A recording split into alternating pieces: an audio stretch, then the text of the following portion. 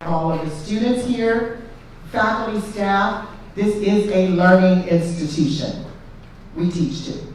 But this is a learning institution, so everybody gets to do that. So, with that, of course I could go on and on because I'm so excited. I definitely want to thank the committee because once I decided we need to do something, we've had celebrations in the past, but I gave it up and said, people, go do this.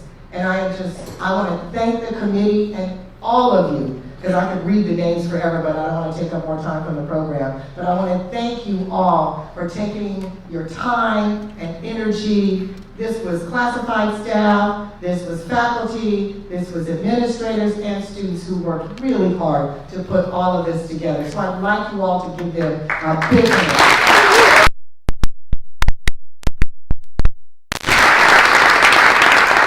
And with that, I'm going to ask Dr. Mel Palmer, who is the president of NPHC, the Inland Empire, to come up to the microphone.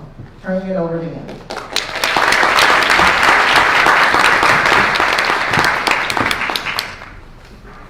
Good afternoon.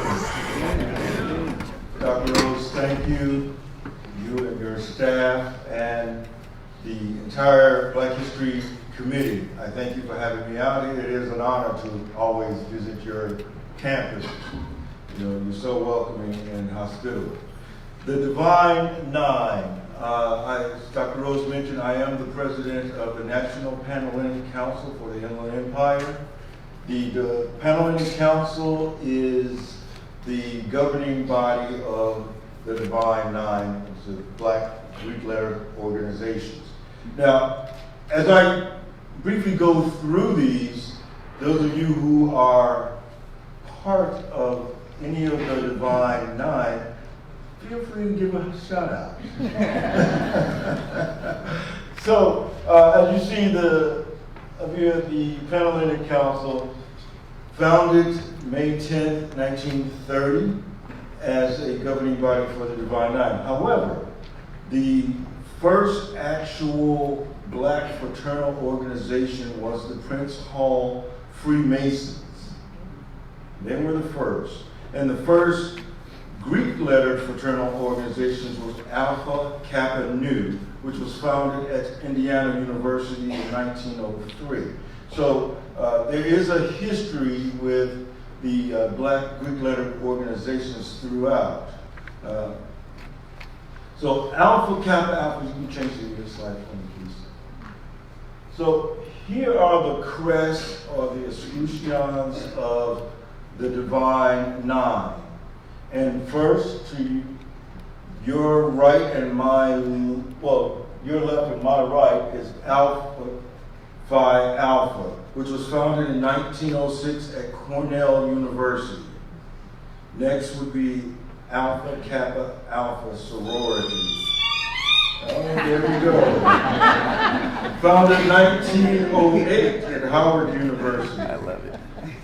Then came Kappa Alpha Psi Fraternity, founded in 1911 at Indiana University. And shortly thereafter, several months thereafter, was the Omega Psi Phi,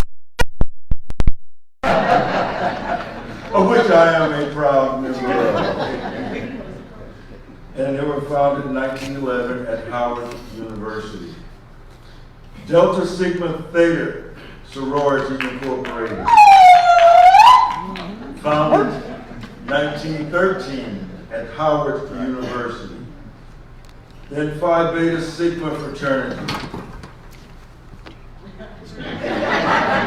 founded 1914 at Howard University. Zeta Phi Beta Sorority, founded 1920 at Howard University. If you're not getting this, a lot of the fraternities and sororities were founded in Washington, D.C. at Howard University, simply because Howard University was the quintessential university that allowed African Americans to pursue higher education. Then we have Iota Phi Theta, which was the new kids on the block, and they were founded at Morgan State University in Baltimore, Maryland in 1963. That rounds out the Divine Nine. Who did I skip? You are right. You are right. I figured out if I didn't hit you and missed you, you would yell. So, Sigma Gamma Rho, blame it to my head, not my heart, founded 1922, and may I add, the only one of the Divine Nine that was found at a predominantly white university, that being Butler University. So let me change the other slide. Now, this is what we commonly see, and when we talk about Black Greek-led organizations. But in today's society, Black Greek-led organizations have provided a richness and a culture and a sense of belonging for young men and young women on our colleges and university campuses. And it continues to be a pivotal point in our history. So as we celebrate Black History Month, Black History Year, please do not forget the Divine Nine as a pivotal part of that history, because we are continuing to produce leaders in our community, in our colleges, in our universities. I thank you for your time, and I thank you for your attention. Have a great rest of the day.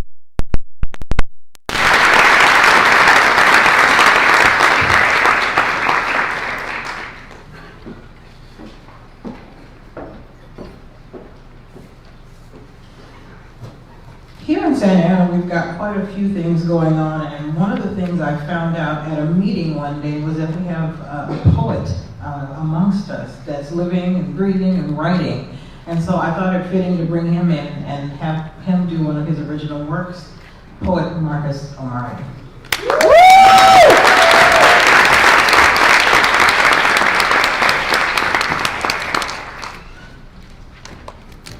Of course. Go Tigers. What you was if I found what you were showing?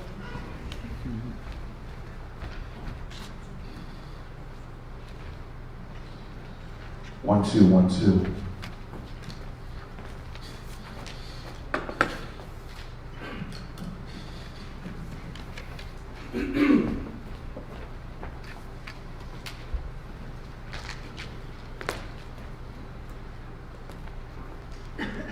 We would ask that all those present please remove their hearts before entering this bridal chamber. We would ask that all those present please remove your hearts before entering this bridal chamber. Snatch them back to the chronicles from whence they came.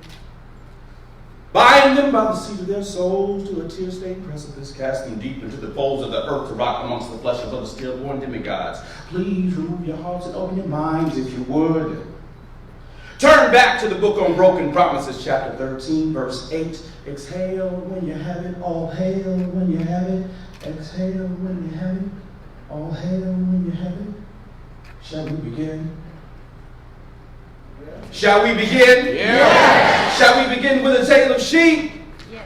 Mahogany Cyrene of rose red hair, who kills the Palestinian touch, genteel sting, refreshes my memories like bumblebees in chrysanthemum. She is crushed. She is crouched in a heroin position beneath the stone table, bow bent back and strung with the remaining locks of her own hair, the rest of which went to temple, the rest of which went overseas, the rest of which is being sold off Slauson right now at Cold War prices to women who are busy doing battle with the images of themselves in a mere daily. Shall we begin? Yeah. Shall we begin? Yeah. Shall we begin with a tale of heat? Alchemist of earth, sand, and stone, of washed face and of rinsed mouth, who with a touch of his hand healed a splintered mermaid spinning low. She was a butterfly, scaling skies in perfect pitch with a green-eyed sun, who would also come to the palace in the desert dragon and separate head of purple unicorn until the sacrifice of reality, prelude, imagination speaks. We shall pick our teeth clean tonight, excavate gold and cadmium from all molders, wallow the earth with our saliva and whiskey spittle. Please remove your hearts, open your minds if you would. Turn back to the book on broken promises. 13 verse 8. Turn back to the book book on lost children. Turn back, I say. Turn back to the book on new beginnings. Turn back, I say. All hail when you have it. Exhale when you have it. Exhale when you have it. All hail when you have it. Shall we begin? Yes. Shall we begin? Yes. Shall we begin? Yes. In the beginning, in the beginning, in the beginning, in the beginning, in the beginning, in the beginning. Good evening, everybody. My name is Omari, and we have a quick piece for you all. That was a warm-up for myself, and also a mic check for them, and also something to calibrate your brains like, what the heck is this I should do up on stage? So now the poem begins, now that we've gotten that out of our system. Everyone sit there. I come with it. That's right.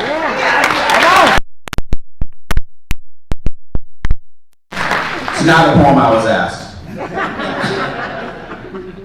This is an original piece. Goes out to my teachers, middle school, high school, when I began writing poetry. And their emphasis was always to keep it simple. Their critique was always maybe too wordy, maybe too many metaphors, maybe too colorful. Keep it simple, Marcus, keep it simple. Keeping it simple. Dance is macabre. The Nina, the Pita, the Santa, Maria, native, new saints, new land. Dance. Gold Coast, big boats, ivory, big chains, kings, dethroned, queens, bow down, lie down, long ride, down now, die now. Where's this? Dance. New tongue, no books, new gods, have faith. Here, boy, Cotton, Whitney, whippings, Southside, train ride, dirt road, hound dogs, run now, hide now, get low, now go. Dance.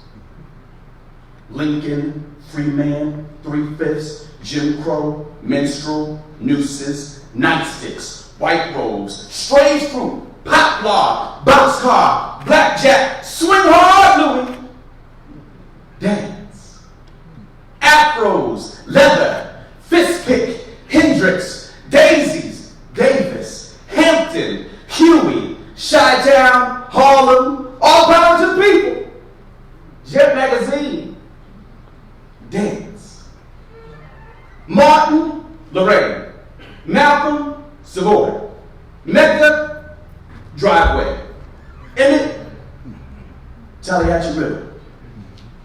No cloak in the cooling board. Dance. Reefer, cocaine, white horse, no pain. Gangland, crack spot, urban development, urban redevelopment. The block is out, y'all. Dance. Coltrane, Parker, Franklin, Wonder, Jackson, Symbol, Vandross, Braxton, Badu, Irie, Queen Bee, Yeezy, Cardi, Dose Chains, Migos, Lil Yachty, Savage 21, Dance, doctors, Howard, lawyers, Harvard, students, soldiers, poets, teachers, fathers, good fathers, mothers, great mothers, councilmen, congressmen, presidents of the United States of America. Dance. Wedding, gunshot. Wallet, gunshot. Skittles, gunshot. Hands up, gunshot. Play toy, gunshot. Bootleg, gunshot. Lucy cigarettes, chokehold. Tail light. Suicide. Dance. Drown, beat, hang, dance. Snap, kick, break, dance. Burn, tear, tar, dance. Scream, black skin, justice, bullsh, new laws, new ways, all days, always, dance. Still here, dance. Still love. Dance. Still fight. Dance. Still matter. Dance. Always dance. When the world ends, dance. And then we rest.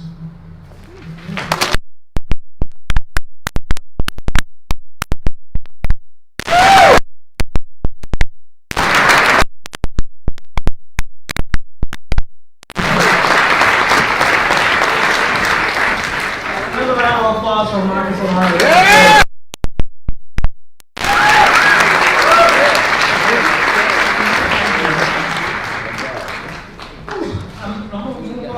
That was tough. That was good. All right, that was good. Coming up next is one of my favorite choirs. I heard them at Disney Celebrates Gospel, and they literally blew the roof off the frozen amphitheater. Literally. Go over there, you'll see the holes. They are one of the most amazing choirs in not only Southern California, but probably the state, and I think they've reached out. I think I've heard of them touring in Dallas and other places. Their conductor, an amazing musician. He is a member of the Stacey B. Gibbs Chorale. If you don't know who Stacey B. Gibbs is, look him up. Please help me welcome to the stage and to Santa Ana College for the first time, Mr. Bijan Slack and the Voices of Unity Choir.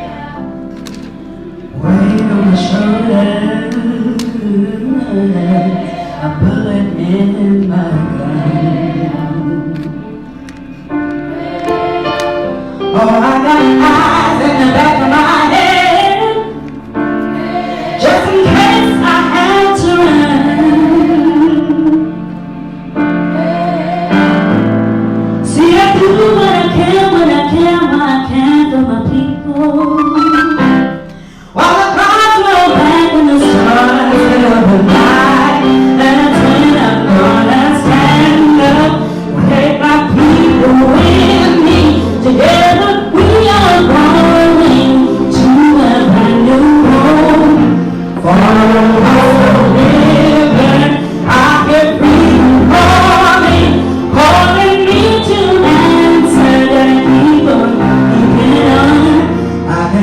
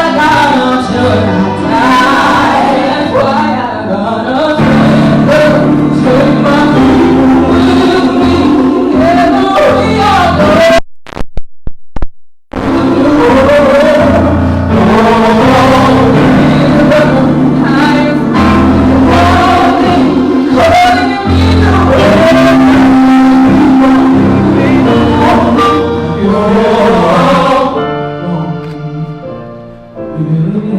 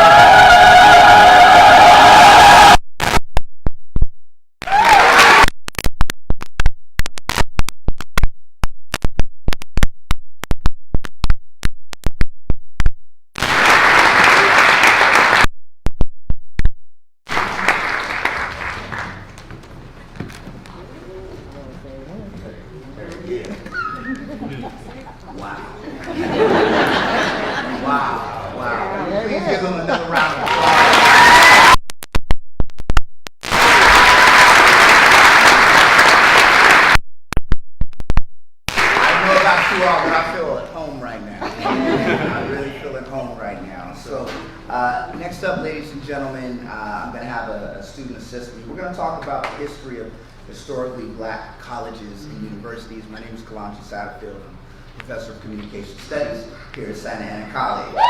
Thank you. And originally we had an amazing student, Juliet Gutierrez, who's going to help me out. But she had situations that come up, but our people know about rolling with the punches, yes? Yes, we do. And so I would like to bring to stage a student that's going to assist me in educating you all about the history of historically black colleges and universities. So please help me welcome Shayla Sweet, ladies and gentlemen.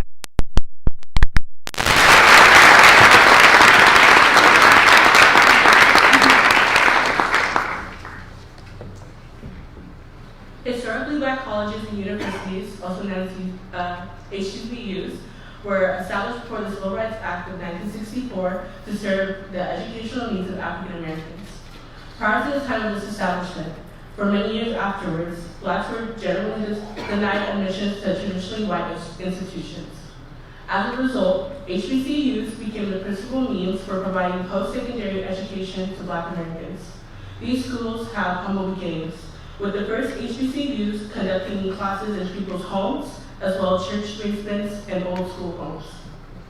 The Morrill Act of 1890, which required states to provide land grants for colleges to serve African American students, allowed HBCUs to build their own campuses. Following the end of the Civil War and the abolition of slavery, HBCUs were founded throughout the South with support from the Freedmen's Bureau, a federal organization that operated during Reconstruction to help former slaves adjust to freedom. Such institutions as Clark Atlanta University, Howard University, and Morehouse College provided a liberal arts education and trained students for careers as teachers or ministers and missionaries, while others focused on preparing students for industrial or agricultural occupations. Some institutions, such as Morehouse, were all male schools. Others, such as Spelman College, were all female. Most, however, were co-educational. The impact of HBCUs remain today through providing affordable education, meeting the needs of low-income, first-generation college students, and fostering a campus climate that promotes success for students of color and those from underserved populations. Currently, there are 107 HBCUs with more than 228,000 students enrolled. Wow. They enroll 20% of black undergraduates and award 40% of baccalaureate degrees earned by black student colleges. Some of their most notable attendees and graduates include civil rights activist, minister, and politician Reverend Jesse Jackson, North Carolina A&T, sociologist W.E.B. Du Bois, and poet Nikki Giovanni from Fisk University, media mogul Oprah Winfrey, Tennessee State University, singer Erykah Badu, Grambling State University, rapper and actor Common, Florida A&M University. Entrepreneur, record producer Sean Diddy Combs, American novelist Toni Morrison, actress Taraji P. Henson, Thurgood Marshall, the first African-American Associate Supreme Court Justice, all attended Howard University. Filmmaker Spike Lee, actor Samuel L. Jackson, that's my man, and civil rights legend, also our man, Martin Luther King Jr., all attended Morehouse College. In addition to those mentioned, Santa Ana College has administrators who've also graduated from HBCUs. Dr. Kellori Dower, Dean of Fine and Performing Arts.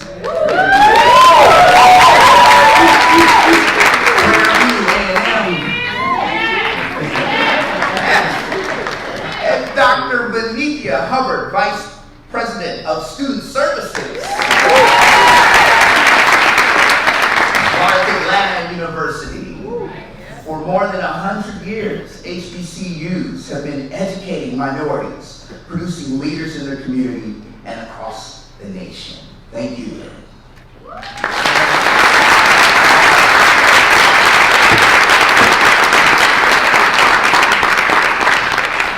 They got me working double duty, y'all. There we go. We got it. All right. Extra credit. Extra credit. All right. Thank you. Yes. So the president reminded me. So, we have a lot of students in the building, yes? Can we give a round of applause for our students?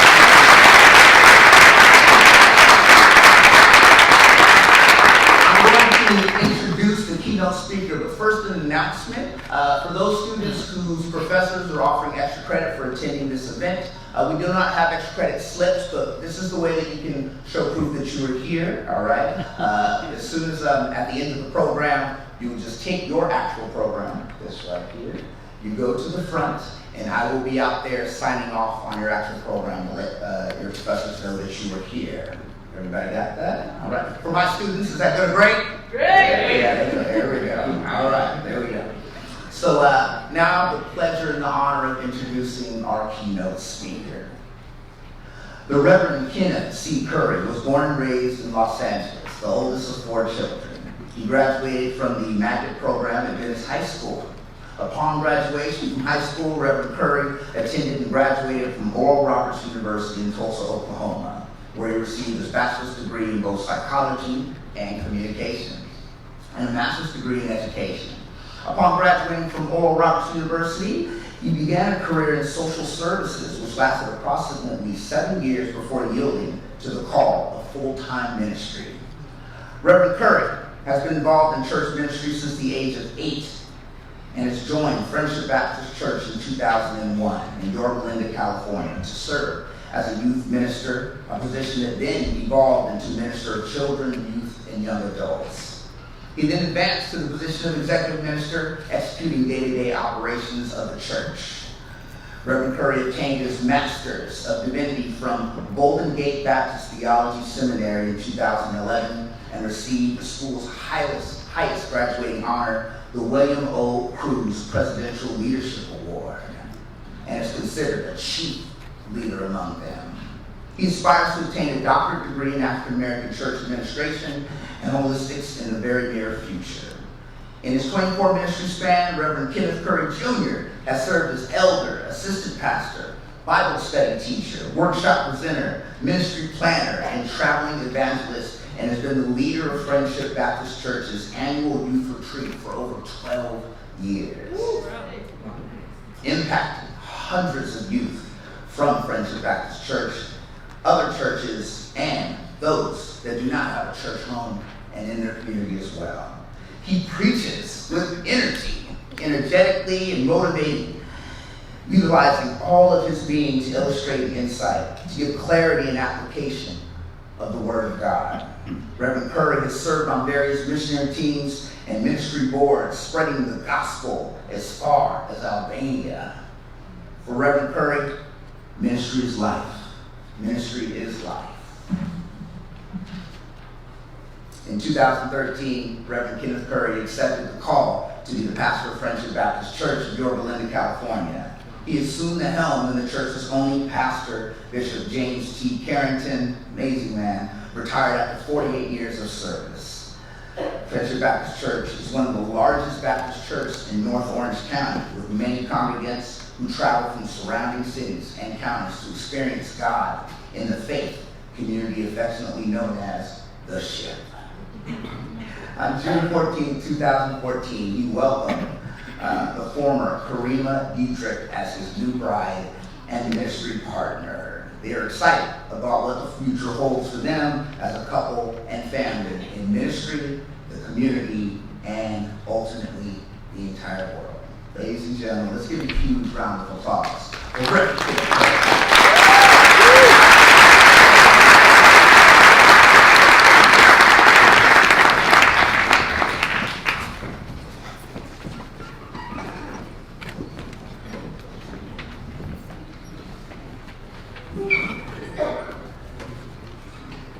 He said he's the blue one.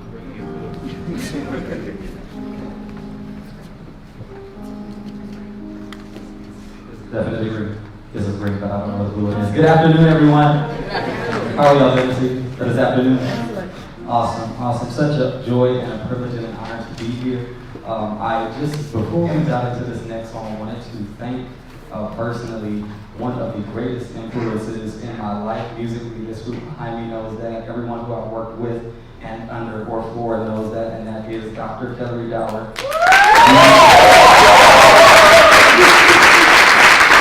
sure you all know just how much of a gem that you have here, but there are so many of us who were under her tutelage and have gone on to continue in music and have been able to be passionate about it and spread our gifts because of what she poured in and invested. So I want to tell you thank you, and I love you from the bottom of my heart.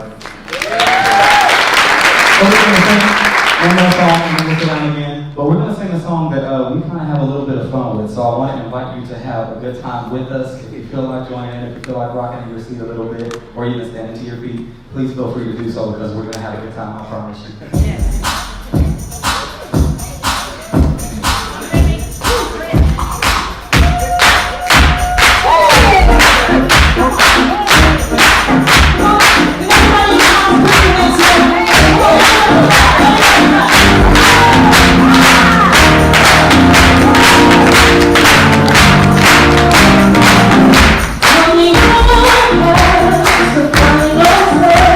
Jehovah has the final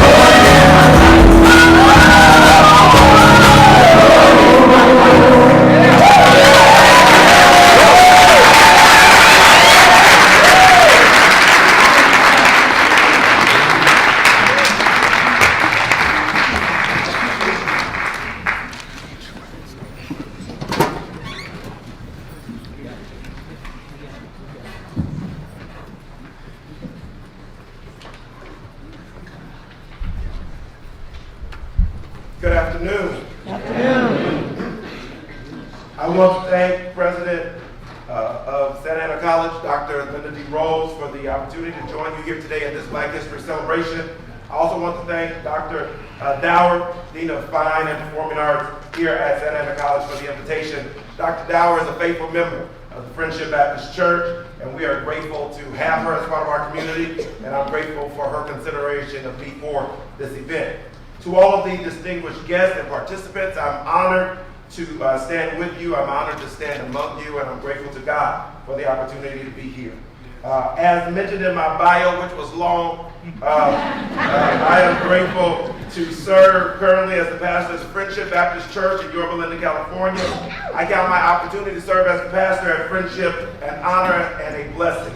I do not take for granted the opportunity to lead anything, especially God's people and God's church. Amen. I am only the second pastor in Friendship's 56-year history. I have served since September of 2013, so I'm in my 7th year. I have worked with Friendship for 18 years of my life. When I came to Friendship, I was young and skinny. I'm not so young, nor am I skinny anymore. But I am grateful for the opportunity to serve at Friendship. Friendship is considered a legacy church. It is a church that had humble beginnings and has grown to be influential in many circles. When I hear your theme, our roots, our journey, our hope, I hear legacy. Legacy is about life. It's about living. Legacy is about learning from the past, living in the present, and building on the future. Yeah. I hear about legacy. Legacy is found in a variety of places, specifically when we talk about the African American experience here in these United States of America. It is found in our fraternities and sororities. That was a great presentation. Thank you so much. It's found in our HBCUs. It's found in our historically Black colleges and universities. Legacy is found in our Black communities, which are scattering now, but there's rich legacy in terms of how we have grown and moved and had opportunities to grow. And then, of course, it is found in our house of worship. For me, legacy is found in the church that I pastor, specifically Friendship Baptist Church. Many consider me a fortunate pastor because Friendship is a nice-sized church. It's in a great location, and it has a good balance sheet. Well, I appreciate those things. I consider myself fortunate to pastor Friendship because of its roots, its journey, and its hope. The story of Friendship is both remarkable and amazing to me, but it's a story of resilience and reliance. Resilience in the face of opposition, reliance upon the grace and the mercy of God. And for us, down through the years in the African American experience, that has always been our story, resilience and reliance. Yeah. This is why I consider myself fortunate to pastor Friendship. Friendship is a great church with deep roots and a great journey. That journey parallels the civil rights movement here in the United States. Yeah. An uphill journey with a great reward. Yes, we may not have been featured in prominent places of African American history, but we are products of the struggle nonetheless. And that is many of our stories. We may not necessarily be in every place that history, Black history, African American history is detailed and dictated, but we are here. Yes. We have our story. Friendship was birthed at the height of the civil rights movement in North Orange County in 1964. It is the first African American church planted in North Orange County. Our church was planted in Fullerton by a group of migrant individuals who had transplanted from Los Angeles, some from southern states including Georgia, Alabama, Kentucky, Mississippi, and Tennessee, just to name a few. The early years of Friendship's existence was difficult. To say the least, Friendship faced racism, classism, and isolationism. They had a hard time getting started, but they persevered. Today, Friendship is a commuter church. Then, Friendship was a community church with its early members coming from the neighborhoods in Fullerton that were popular within the African American community. You know, we were regulated to only certain parts of communities, even here in California. Mm-hmm. Friendship started in a house on Patterson Way in Fullerton. And from the very beginning, the humble community of believers believed emphatically that there was a need for an African American church in North Orange County, and they experienced resistance to their experience, resistance to their existence. They were given less than 6 months to live, so to speak, and were told they would never make it. These individuals were new to Orange County. They were sojourners. They were strangers in a strange land. They were novice. They did not know anything about planting a church. And often in the African American experience, we are the first in many places. Their pastor was green. He'd only been preaching for a few short years, Pastor Carrington. He wasn't yet a seminary graduate. They had no building. They had little finances, but they had determination. Determination to find their ministry, determination to find their efforts. They had what then Senator, later President Barack Obama called the audacity of hope. This dogged optimism in the future, audacious hope. Barack Obama first introduced this thing when he electrified the Democratic National Convention in July of 2004. Obama said this: do we participate in politics of cynicism or politics of hope? I'm not talking about blind optimism here. No, I'm talking about something more substantial. It's the hope of slaves sitting around a fire singing freedom songs, the hope of immigrants setting out for distant shore, the hope of a young naval lieutenant bravely patrolling the Mekong Delta, the hope of a mill worker's son who dares to defy the odds, the hope of a skinny kid with a funny name who believes America has a place for him, the audacity of hope. According to President Barack Obama, the audacity of hope is God's greatest gift to Americans, allowing them to feel optimistic that the lives of average Americans can be improved. He built on the idea of this theme in 2007 with his best-selling book of the same name. It was audacious hope that encouraged a band of 22 charter members of Friendship Baptist Church to believe they could make a difference in North Orange County. It was audacious hope that made these early adopters pray that God would make Friendship a beacon light. Audacious hope that helped them to remain resilient when they were underrepresented and unwelcomed in certain parts of North Orange County. Audacious hope moved them from being a house church to worshiping in a warehouse in North Orange County that once was a training facility for security dogs. It took them weeks to fumigate the smell so they could worship in the building, but they were determined. Stayed in that location almost 4 years. Wow. They did not give up.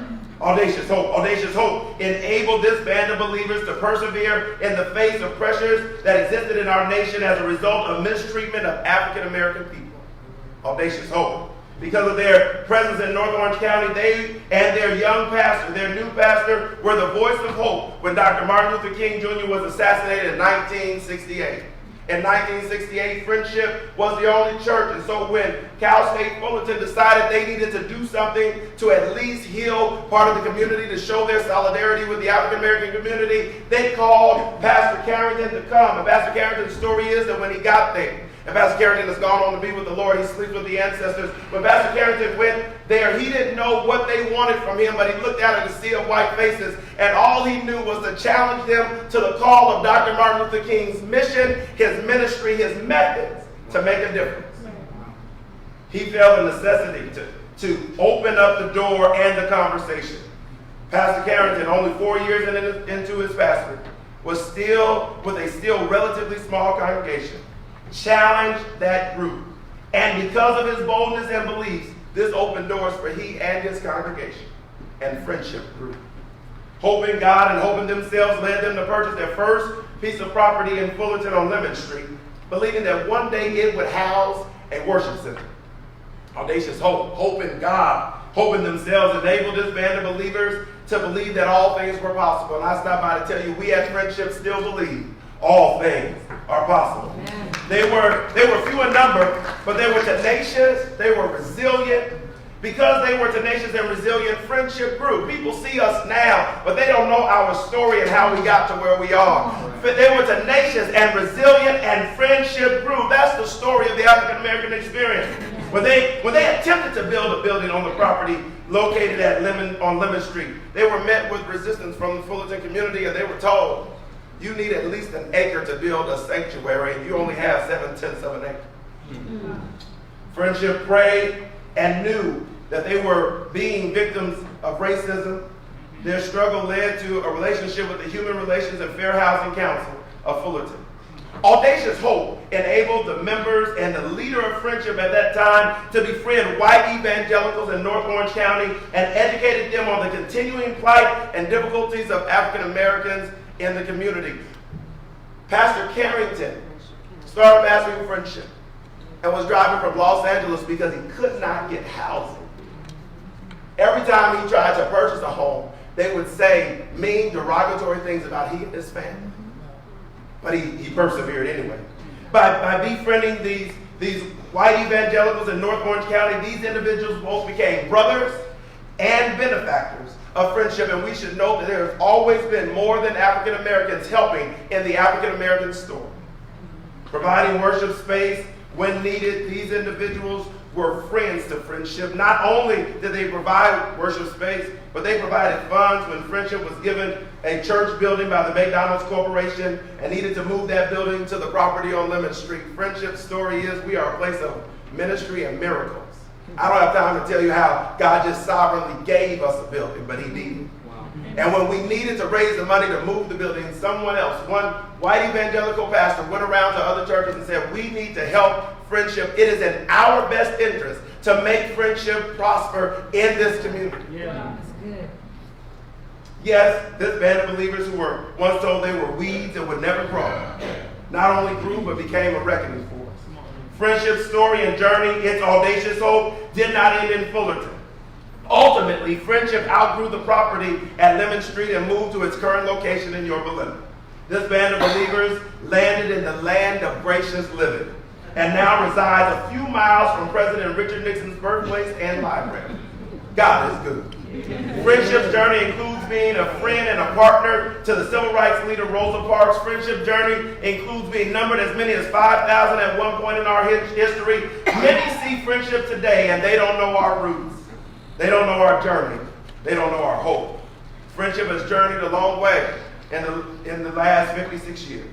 Our story, our journey is the essence of the African American experience in these United States of America.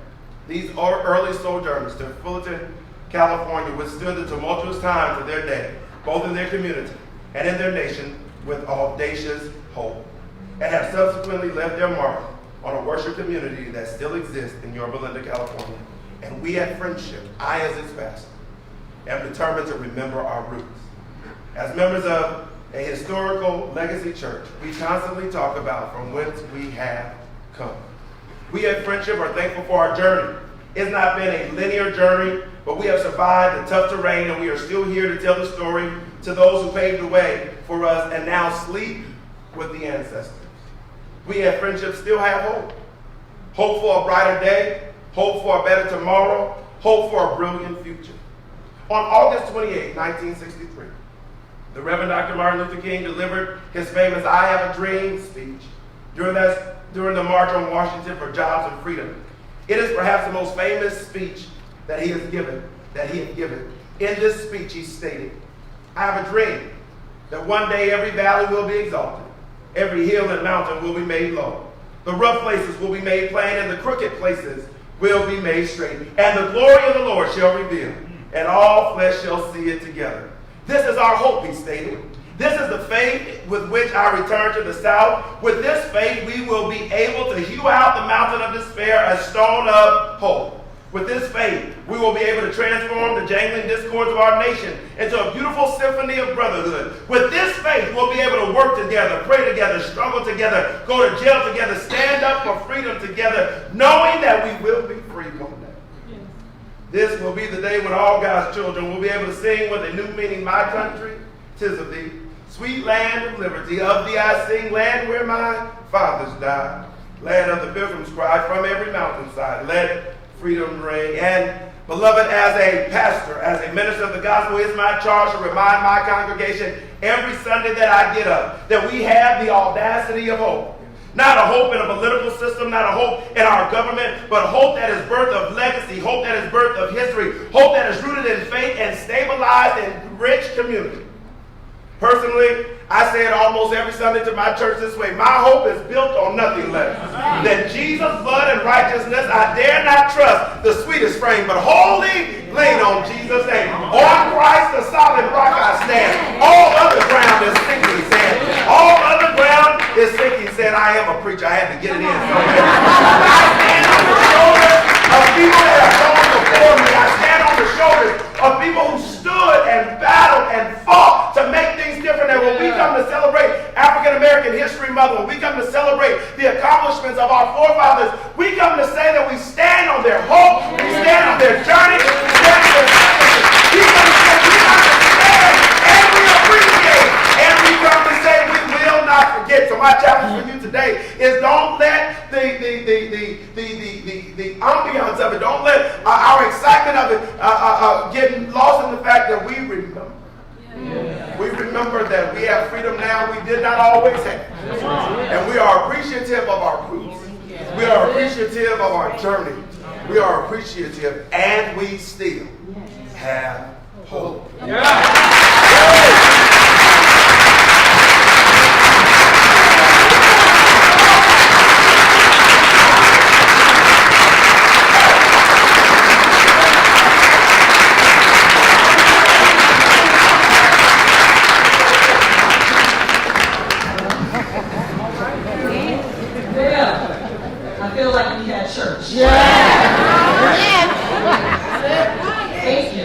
Thank you, Reverend. I was waiting for the pastor to come out. So glad you did. Thank you very much. I have the honor of doing the closing remarks. I'm Dr. Vaniethia Hubbard. I'm the Vice President of Student Services here at Santa Ana College. And I am in awe of what our committee has accomplished. I am so thankful and grateful to our entire committee for this event. Please give them a round of applause.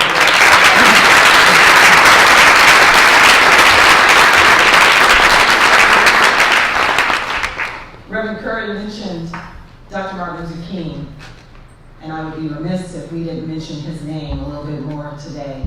But I wanted to say to the committee that I think you took it from I have a dream to a reality. Yeah. So thank you very much for bringing this wonderful program to Santa Ana College. I'd like to thank each and every one of you who participated in this event. Your voices are amazing. I'm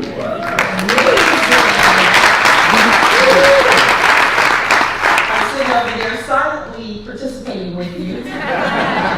Wishing I could get those notes from the boys back there. Thank you very much for traveling all this way to be here. This was just a snippet of our roots, our journey, and our hope.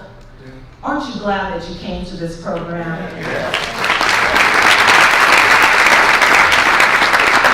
as many have said, please walk away knowing that Black history is every day. Yes, we are very much a part of American history. And as I sat there, I also had these feelings of excitement, dedication, resilience, vibrance, power, history, family, love, all these thoughts that come to mind when I think about my people. So thank you for exposing who we are to Santa Ana College. And thank you all for attending. I know you could have been many places today, but we're so appreciative for you being here today. Thank you.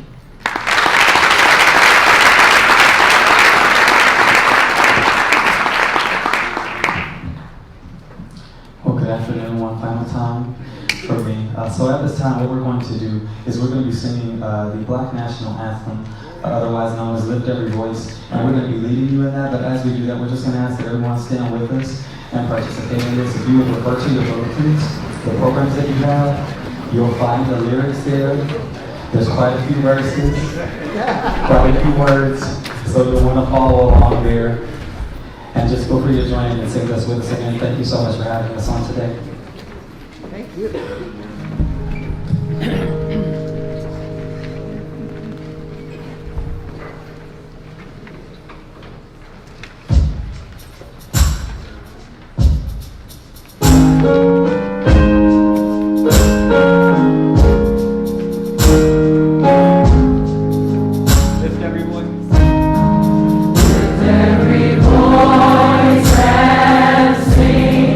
Till earth and heaven.